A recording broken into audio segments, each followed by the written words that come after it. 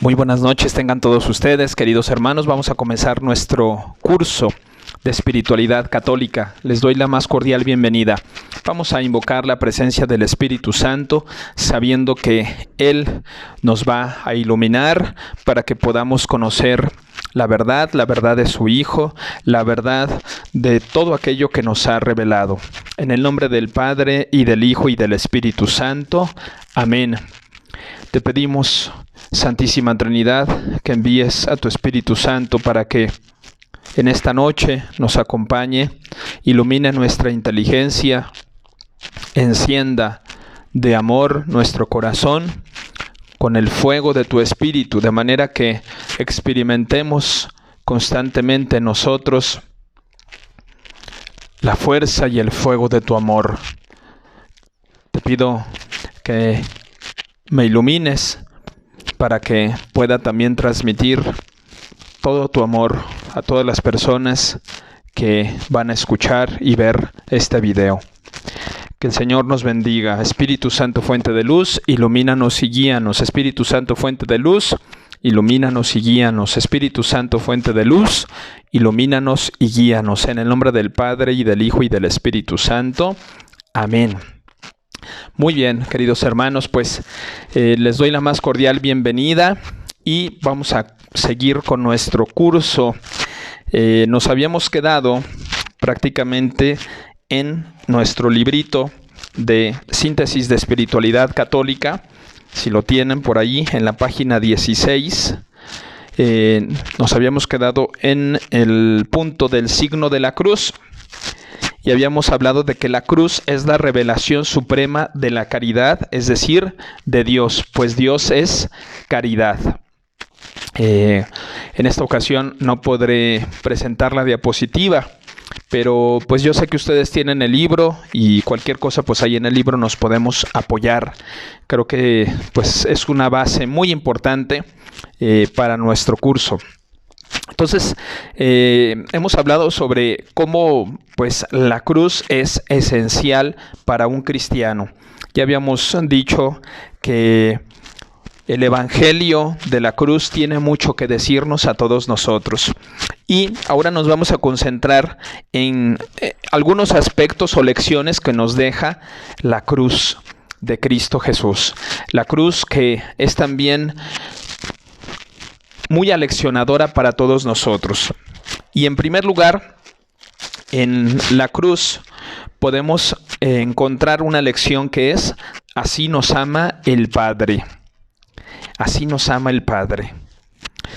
Y lo decimos porque Dios acreditó su mayor amor hacia nosotros en que, siendo todavía pecadores, enemigos suyos, Cristo murió por nosotros.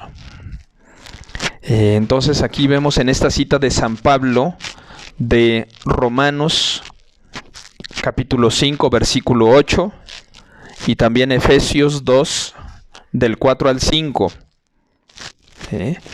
Dios nos amó aun siendo pecadores nosotros, enviando a su propio Hijo. Entonces aquí vemos también el amor del Padre. Ciertamente es nuestro Señor Jesucristo el que carga la cruz, pero el Padre también está involucrado en el amor hacia nosotros. Pero también otra lección es que así Cristo ama al Padre. No solamente el Padre nos ama, sino que Cristo también demuestra su amor al Padre, hasta llevar su obediencia al extremo de la muerte y muerte de cruz. Aparece en la carta a los Filipenses capítulo 2 versículo 8. Refiriéndose a su cruz, dice Jesús poco antes de padecer: conviene que el mundo conozca que yo amo al Padre y que según el mandato que me dio el Padre, así lo hago. Como ven, está de por medio el amor que Cristo tiene al Padre. Un amor muy grande y por tanto una obediencia muy grande a su Padre. Jesús aceptó la cruz para así hacernos la suprema declaración de amor. Qué hermosa frase. Nadie tiene amor mayor que este, de dar uno la vida por sus amigos. Perdón, creo que me pasé ya al siguiente punto. Pero estábamos en que Cristo ama al Padre. Entonces, en este punto vemos sobre todo que el amor se hace obediencia. El amor no solamente es decir, pues yo te quiero mucho, te amo mucho. El amor se demuestra también. Y particularmente nuestro Señor Jesucristo lo demostró obedeciendo a su Padre. Entonces hemos dicho que Cristo ama al Padre. En segundo lugar, así Cristo nos ama. Y en tercer lugar, así nos ama el Padre, así Cristo ama al Padre. En tercer lugar, así Cristo nos ama. Así Cristo nos ama. Esta es la tercera lección. El Padre nos ama, Cristo ama al Padre y ahora Cristo nos ama a cada uno de nosotros, hasta dar su vida por nosotros, como buen pastor. Esto aparece en el Evangelio de San Juan, capítulo 10, versículo 11. Para darnos vida eterna, vida sobreabundante, para recogernos en la dispersión y congregarnos en la unidad. El buen pastor da la vida por sus ovejas. Entonces aquí vemos cómo Cristo da la vida por cada uno de nosotros. Eso es el amor, al final de cuentas, es dar la vida. Jesús aceptó la cruz para así hacernos la suprema declaración de amor. Ahora sí, esta frase es de esta lección. Veamos cómo también el amor es hacia nosotros. La cruz, como ven, tiene mucho fondo, tiene mucho contenido. Se expresa el amor del Padre, se expresa el amor de Cristo al Padre, pero también el amor de Cristo hacia nosotros. Y una siguiente lección es que así hemos de amar nosotros a Dios nuestro Señor. La lección es esa, que también a nosotros nos toca amarlo, porque el amor con amor se paga. Amor con amor solamente se puede pagar. Por eso, así estamos llamados a amar a Dios con todo el corazón, con toda el alma, con toda la mente y con todas las fuerzas. Como aparece en San Marcos capítulo 12, versículo 30. No podemos amar a Dios nuestro Señor con tibieza, con mediocridad. Imagínense que nosotros le dijéramos al Señor, Señor, pues mira, yo te voy a devolver todo el amor que me devolviste, pero pues perdóname, no va a ser como tú me lo devolviste, como tú me lo diste. Imagínense cómo devolverle el amor a nuestro Señor Jesucristo, todo ese amor que nos demostró muriendo en la cruz por mí, por mis pecados. Entonces, el amor que yo le pueda devolver siempre va a ser pequeñísimo en relación a todo el amor que Él nos ha dado, que hemos recibido de Él. Permaneceremos en el amor de Dios si guardamos sus mandatos. Como Cristo se mantuvo en el amor del Padre obedeciendo su mandato. Esto aparece en San Juan capítulo 14 del 15 al 21.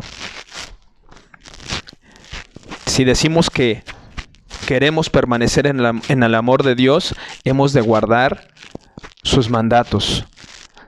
Al final de cuentas, para poder devolver ese amor tan grande que Dios nos ha tenido, hemos de cumplir los mandamientos que Él nos pide. Hemos de obedecer lo que Él nos va pidiendo en nuestra conciencia. Hemos de hacer su voluntad, que se va manifestando en nuestra vida. Dios nos va mandando signos constantemente para hacer su voluntad.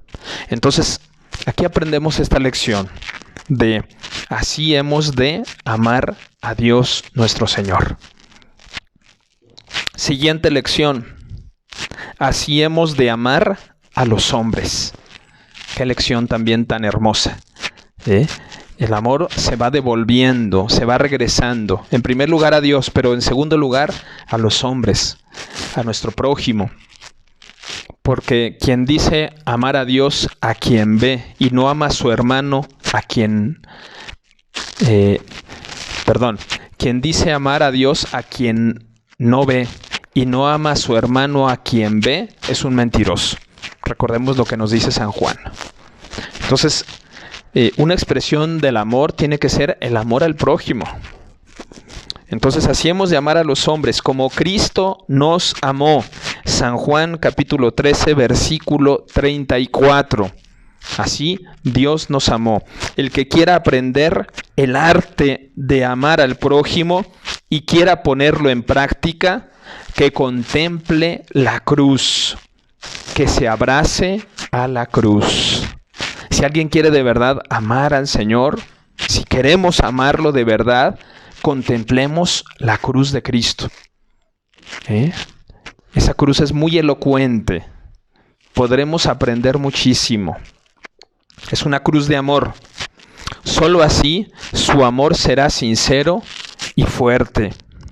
Cristo dio su vida por nosotros y nosotros debemos dar nuestra vida por nuestros hermanos. Esto aparece en la primera carta de Juan, capítulo 3, versículo 16.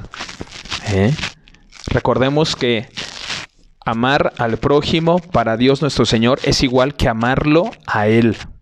Si yo digo que nada más amo a Dios y no amo a mi prójimo, pues estoy siendo un mentiroso. Mi amor tiene que ser coherente, auténtico.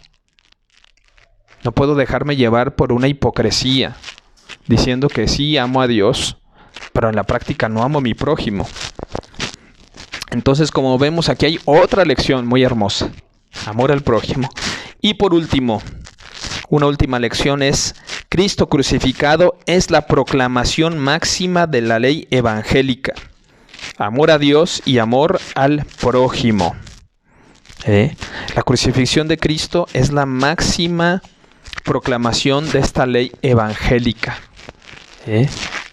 Cuando Cristo Jesús sintetiza lo más importante de nuestra fe, que es el amor a Dios y al prójimo como a nosotros mismos, esto solamente en la cruz se proclama plenamente. En la cruz se ve plenamente esto que el Señor había sintetizado. Ahí se ve el amor a Dios nuestro Señor. Cristo ama al Padre, pero Cristo nos ama a nosotros también, con todo su corazón, con toda su alma. Muy bien, pasamos al siguiente punto. Hemos hablado sobre algunas lecciones que nos deja la cruz de nuestro Señor Jesucristo. El siguiente punto es: la cruz revela a un tiempo el horror del pecado y al mismo tiempo también el valor de nuestra vida. Esa cruz nos revela el horror del pecado, pero también el valor de nuestra vida. Si alguno pensaba que nuestros pecados eran poca cosa y que la vida humana era una sucesividad de actos triviales, condicionados e insignificantes, que mire la cruz, que considere cuál fue el precio de nuestra salvación. Entonces aquí vemos, si por una parte, pues que la cruz no fue poca cosa, fue algo terrible. La cruz solamente era utilizada por los peores criminales de la época, los peores criminales nada más. Y sin embargo, Dios Padre dispuso que su Hijo Jesucristo padeciera y muriera en una cruz, como si fuera un criminal. Si alguno sospechaba que nuestra vida apenas tenía valor e importancia ante Dios, Señor del cielo y de la tierra, que mire la cruz de Jesús y que se entere de que no hemos sido rescatados con plata y oro corruptibles, sino con la sangre preciosa de Cristo. Esto aparece en la primera carta de San Pedro, capítulo 1, versículo 18 a 19. Qué importante es percatarnos de cuánto valemos. No hemos sido rescatados con oro y plata, sino con la sangre preciosa de Cristo en la cruz. Entonces esa cruz nos nos demuestra cuánto valemos. No valemos solamente oro y plata, valemos infinitamente. Tenemos un valor incomparable, la sangre de Cristo. ¿Cuánto no valdremos, queridos hermanos? De hecho, estamos hechos a imagen y semejanza de Dios nuestro Señor.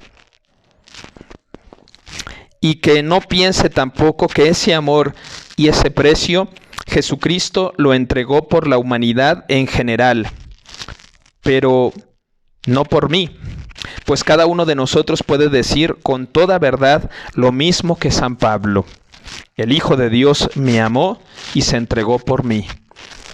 Esto aparece en la carta de San Pablo a los Gálatas, capítulo 2, versículo 20. Es decir, que ese amor que el Señor ha tenido por cada uno de nosotros, o por toda la humanidad, también ha sido un amor particular, personal. Y así hay que sentirlo, así hay que experimentarlo. El Hijo de Dios me amó, decía San Pablo, me amó a mí y se entregó por mí. Fíjense cómo acentúa, cómo califica el amor de Cristo hacia Él. Pues también nosotros hemos de experimentarlo así, no como un amor así. Nos amó a todos en bola. Nos amó ciertamente a todos, porque todos somos sus hijos, pero también en particular y personalmente. Entonces vemos aquí cómo la cruz nos revela ese valor que tenemos cada uno de nosotros. Pero también la cruz es el sello que garantiza la verdadera espiritualidad cristiana. Fíjense qué hermosa frase. Es el sello, la cruz, que garantiza la verdadera espiritualidad cristiana. Por tanto, una espiritualidad cristiana que no tenga la cruz, pues no será auténtica. Le va a faltar la cruz. Entonces, no hay perdón sin derramamiento de sangre. Esto aparece en la carta a los Hebreos, capítulo 9, versículo 22. No hay perdón sin derramamiento de sangre. Cristo nos reconcilió ante el Padre. Hemos de tomar la cruz cada día si queremos ser discípulos de Cristo. San Lucas, capítulo 14, versículo 27. Verdadera espiritualidad es tomar nuestra cruz de cada día. Cuando nos enseñan un camino espiritual, hay que fijarnos bien si lleva la cruz, porque es el sello de garantía puesto por Jesús. Qué importante es tener esto en consideración. Cuando vayas a seguir un camino espiritual en tu vida laical, sacerdotal, etcétera, pues debemos de tener presente la cruz de cada día, porque de otra manera no va a ser auténtica nuestra espiritualidad. En un camino de vida espiritual donde no hay cruz, pues no nos estamos identificando con nuestro Señor Jesucristo.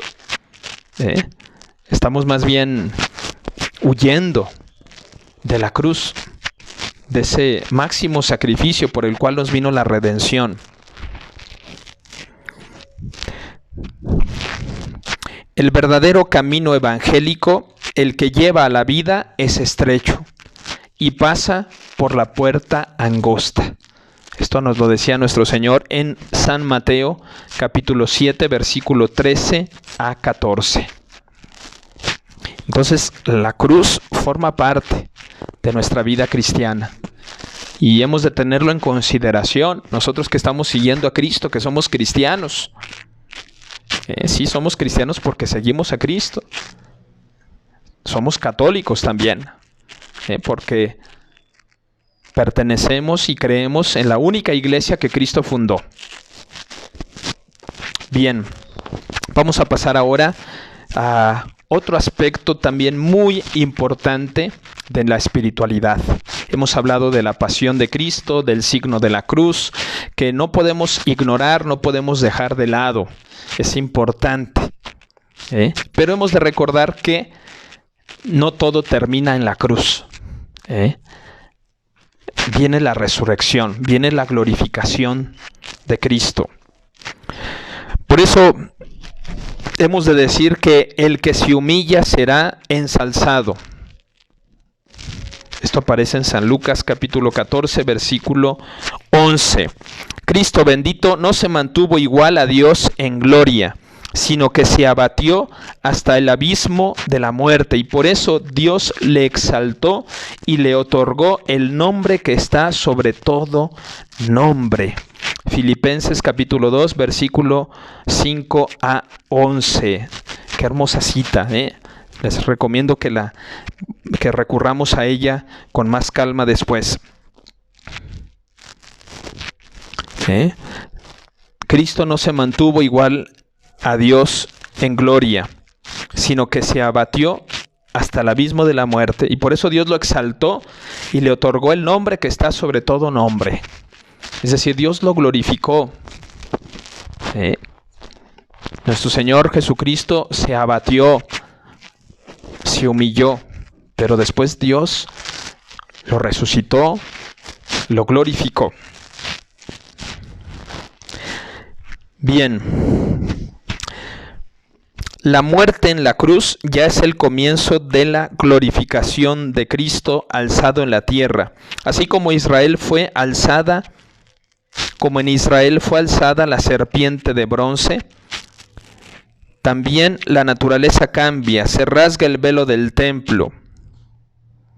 Entonces, la misma muerte de cruz ya es el comienzo de esa glorificación. Ya en esa cruz Cristo estaba siendo glorificado. Se le estaba dando la gloria a Dios. Cristo al morir entregó al Padre su Espíritu. Nos acordaremos en Lucas capítulo 23, versículo 46. Inmediatamente el alma humana de Jesús es glorificada por el Padre, aunque todavía no su cuerpo. Ya anunció Cristo que pasaría 3 días y 3 noches en el seno de la tierra. Se acordarán en Mateo capítulo 12, versículo 40. Ya lo había anunciado. Cuando le piden a Cristo una prueba, Él dice: destruyan este templo y lo voy a reconstruir en 3 días. Él hablaba del templo de su cuerpo. Estaba aludiendo a lo que iba a suceder después con su muerte. Y por eso se habla de morir y después descender al reino de los muertos, el Sheol, ¿sí? O los infiernos, ¿sí? Cristo después de su muerte descendió al Sheol, al reino de los muertos, o a los infiernos, como también se suele llamar. Bajó para tomar de la mano a todos aquellos justos antes de Cristo. Un júbilo indecible ilumina el reino de las sombras. Cristo es ahora un muerto entre los muertos. Él es esperanza viva de todos ellos, el primogénito de los muertos. Por eso se habla del primogénito de los muertos. Esto aparece en Colosenses capítulo 1, versículo 18. Él es la puerta abierta que da paso al reino de la luz y de la vida. Yo soy la puerta. El que por mí entrare se salvará. San Juan capítulo 10, versículo 9. Entonces Cristo es quien viene a descender al Sheol, a los infiernos, para rescatar. Él es la puerta. Él viene a levantarnos. Y la resurrección de Cristo es absolutamente gloriosa. Absolutamente gloriosa. Se cumplen en ella las profecías. En esa resurrección. Por ejemplo, alguna cita bíblica es en Salmos capítulo 15, versículo 10. O en Hechos de los Apóstoles capítulo 2, versículo 27. ¿Sí? O también en Lucas 9:22 o Juan 2:19. Al tercer día, en el en el siguiente sábado. Son todas estas citas que aluden a esa resurrección de Cristo. Y aquí es importante anotar lo siguiente, que no es la fe de los discípulos la que crea la resurrección del Maestro. Es la resurrección de Jesús la que crea la fe de los discípulos. No son los discípulos los que inventaron la fe en la resurrección, sino al contrario. Los discípulos creyeron por la resurrección de Cristo. La resurrección de Cristo es el acontecimiento más importante para nosotros. Estos, tras los sucesos del Calvario, estaban atemorizados y perplejos, y ni siquiera dieron crédito a los primeros testimonios de la resurrección. Recordemos que esto aparece en Marcos capítulo 16, del 8 al 11. Incluso cuando ya se les aparece el resucitado, aterrados y llenos de miedo, creían ver un espíritu. Nos acordaremos cómo estaban llenos de miedo. Y es el mismo Cristo el que les habla, se deja ver y tocar, come ante ellos para convencerles de la realidad de la resurrección. Aparece esto en Juan capítulo 20, 24 a 28.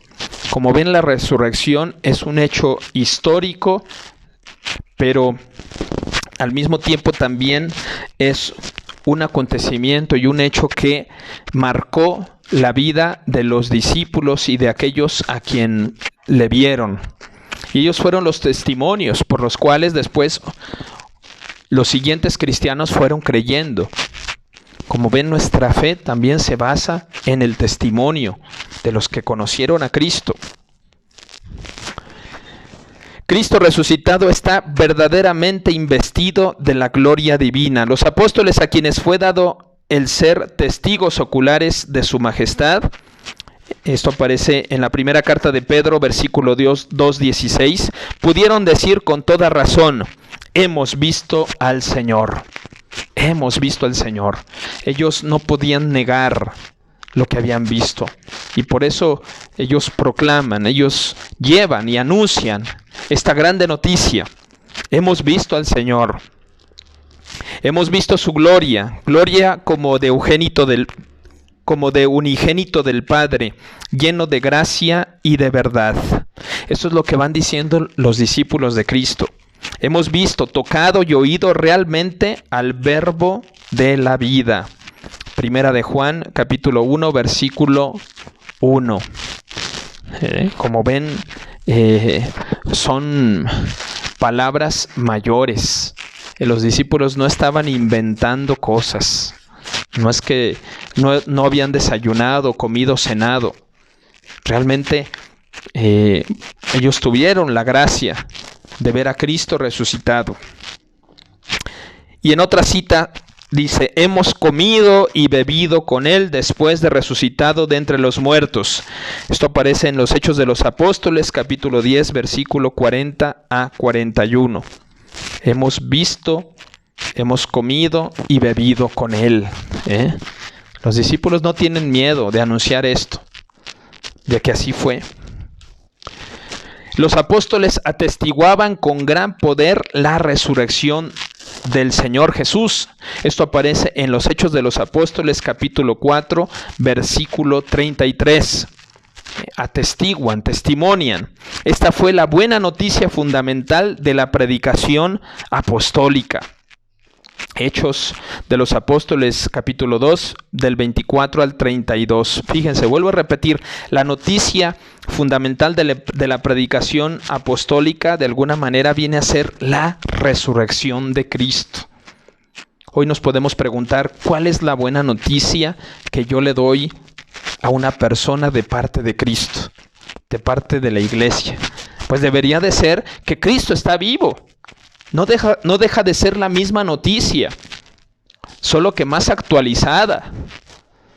Cristo sigue vivo, Cristo resucitó, y esto debe de ser algo que nosotros no dejemos de anunciar en todo momento. Cristo resucitó, Cristo está vivo.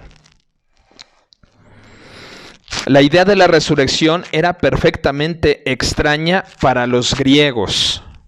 Era algo increíble y ridículo. Y entre los mismos judíos era un tema discutido. Entonces, para los griegos esto era prácticamente imposible, pero para los judíos también era discutido. ¿Por qué? Porque los saduceos negaban la resurrección. Los saduceos negaban que hubiera resurrección y los fariseos sí creían en ella. Entonces, en los mismos judíos había esta división. Es Cristo resucitado quien nos asegura con certeza la buena noticia. Hay otra vida. Los muertos resucitarán en el último día.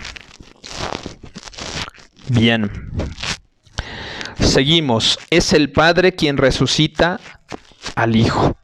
Otro punto que hay que tener siempre también muy en consideración. Es el Padre quien resucita al Hijo, quien despierta al Hijo dormido de la muerte. Esto aparece en Hechos de los Apóstoles, capítulo 2, versículo 27 a 28. El Padre es quien levanta, quien despierta a su Hijo, cumpliendo así lo que había prometido públicamente. Yo le glorifiqué y de nuevo lo glorificaré. Esto aparece en San Juan capítulo 12, versículo 28. Eso significa que el Padre admite y recibe el sacrificio redentor de Cristo en la cruz. En efecto, el Padre entrega al Hijo Salvador toda autoridad en el cielo y en la tierra. Mateo 28 a 18. Qué impresionante, ¿eh? Dios Padre da toda esta autoridad a su Hijo Jesucristo. Ahora Jesús, el Hijo de la Virgen María, es el Hijo, nacido de la descendencia de David según la carne, Hijo de Dios, poderoso según el Espíritu de Santidad, después de la resurrección de entre los muertos, Jesucristo nuestro Señor. Esto aparece en Romanos capítulo 1 del 3 al 4. Muy bien, hermanos. Yo creo que ya por aquí lo vamos a ir dejando. Ciertamente, pues ya nos queda poquito para ir terminando este tema de el Hijo de Jesucristo. Sin embargo, pues yo les invito a que lo vayamos pues meditando, leyendo otra vez. Hemos hablado sobre la pasión de Cristo, sobre el significado de la cruz, como la cruz pues es un signo auténtico de la espiritualidad cristiana. Pero hemos hablado también un poco, nos hemos adentrado por lo menos al inicio de la glorificación de Cristo, de la resurrección de Cristo. No nos podemos quedar solamente en la cruz de Cristo. Cristo murió, dio su vida por amor a nosotros y ahí nos demostró su máximo amor por todos nosotros, pero al mismo tiempo ese Cristo está vivo, Él resucitó y debemos de pregonar, de predicar, de evangelizar y de llevar esta buena noticia a todas las personas que nos rodean. Cristo está vivo, Cristo está resucitado. Bien, pues les recuerdo la tarea que les habíamos dejado. Les pedimos que nos hagan llegar su tarea, por favor, allí al correo que nuestra hermana Mayela les hizo llegar. Por favor, les pedimos que hagan llegar ahí su tarea. Les recuerdo ahí aquellas citas que les pedí. Para la tarea de esta semana, quiero pedirles de favor que les voy a pedir, miren, no sé si tengan el catecismo de la Iglesia Católica.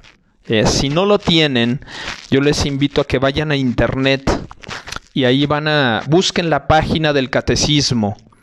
Donde yo sé que está muy seguro, entiendo que si le ponen catecismo de la Iglesia Católica ahí va a aparecer, pero si no, busquen en la página del Vaticano, que es www.vatican.va, va con V, y Vatican también con V, vatican.va. Ahí buscan catecismo de la Iglesia Católica. Y quiero que vayan artículo 5, página 180. Bueno, es que son varias versiones. Si tuvieran esta versión, inclusive la página es la 180. Pero quiero que vayan al artículo 5. Jesucristo descendió a los infiernos, al tercer día resucitó de entre los muertos. Y que por favor lean del número 631, del número 631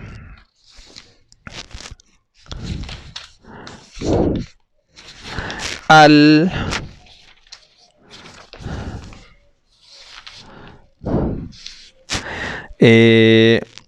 658. Del número 631 al 658. Prácticamente se habla de cuando Cristo descendió a los infiernos y al tercer día resucitó de entre los muertos. Aquí les voy a pedir que por favor hagan un pequeño resumen de lo que lean. Sí, un pequeñito resumen y que nos lo entreguen, por favor. Sí, nos interesa mucho que, por favor, leamos también estas lecturas que complementan lo que vamos diciendo, especialmente en ese aspecto de que Cristo descendió a los infiernos. Hemos dicho que descendió después de su muerte para llamar a todos los justos que pues estaban ahí antes de Cristo. Cristo viene a sacarlos de ahí y darles pues la vida eterna, ¿sí? Entonces es importante pues que conozcamos un poco más, que profundicemos más en esta verdad de fe, igualmente en la resurrección. La resurrección de Cristo no puede ser pues nada más así comprendida superficialmente. La tenemos que dominar bien, tenemos que conocer bien este tema, porque es fundamental para todos nosotros. Bueno, pues les mando un fuerte abrazo hoy que es día de San Juditas Tadeo, que Él nos bendiga, que Él nos llene de bendiciones, este grande santo que no por sí mismo sabemos nos obtiene las gracias. Sabemos que los santos, ellos interceden ante Dios. No es que San Judas obre milagros, es Dios quien obra los milagros a través de la intercesión de San Judas. Pues le pedimos ahora la intercesión de San Judas. Y ahora con mucho gusto y cariño les voy a mandar la bendición. El Señor esté con todos ustedes y con tu espíritu. Por intercesión de nuestra Madre Santísima, la bendición de Dios Todopoderoso, Padre, Hijo y Espíritu Santo, descienda sobre todos ustedes y permanezca para siempre. Amén. Sagrado Corazón de Jesús, en vos confío. Santa María de Nazaret, ruega por nosotros. Todo por Jesús, nada sin María. Que Dios los bendiga, que pasen bonita noche. Gracias.